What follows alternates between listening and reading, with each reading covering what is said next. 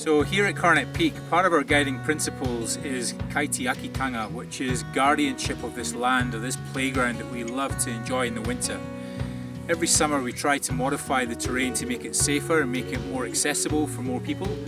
And part of that program includes our revegetation. So every time we manipulate the land, we come in, we take the vegetation away, we put it somewhere nice and safe, and then we come back after we've done the work and replant it.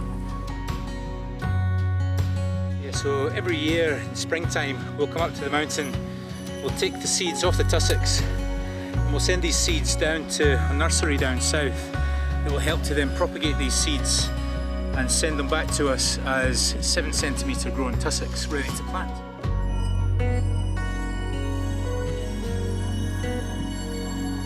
A good initiative that we have at the moment is our trapping programme, which is specifically designed at eradicating pests to allow the native birds, the Coronet particularly, to come back to Coronet Peak.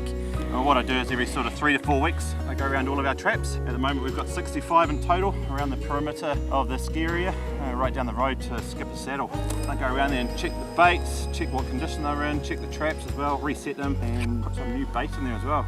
And so the results that we see from this kaitiakitanga work is that by removing the non-native species, we're encouraging the flora and fauna to come back to Coronet Peak to make it look and feel as natural an environment as it was before we came here.